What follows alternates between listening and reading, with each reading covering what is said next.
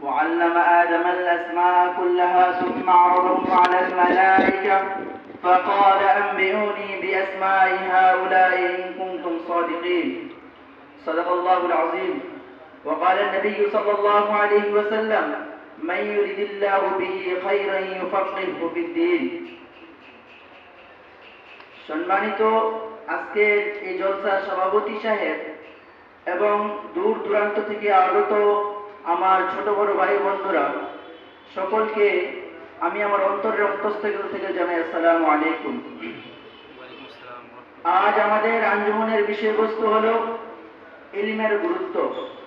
আমি সেই বিষয়ে আপনাদের সামনে কিছু কথা রাখার চেষ্টা করব ইনশাআল্লাহ তাআলা। মনে রাখা দরকার যে আল্লাহ তাআলা আমাদেরকে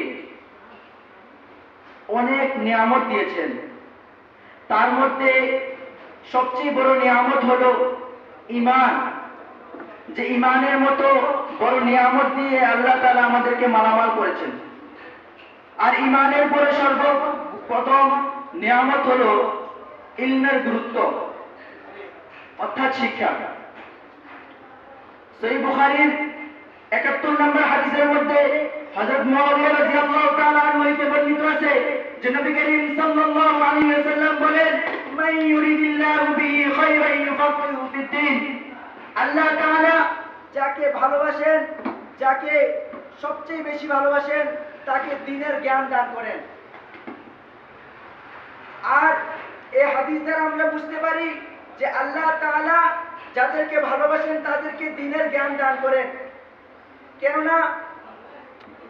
কেননা দুনিয়াবি মাল সম্পদ ধন এগুলো আল্লাহ তাআলা বেদিন বেঈমানকেও দেন, কিন্তু আল্লাহ তাআলা দ্বীনের গুণ তাকে দেন যাকে আল্লাহ তাআলা ভালোবাসেন।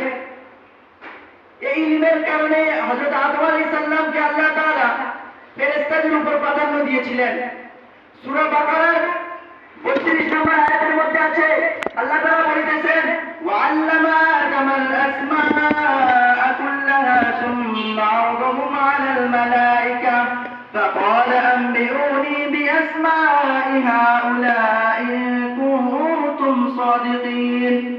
আমি আদম আলাইহিস সালামকে সৃষ্টি করলাম, তারপর আদম আলাইহিস সালামকে আমি বিশেষ ইলম দিয়েছি, বিশেষ কিছু জিনিসের নাম শিক্ষা দিলাম।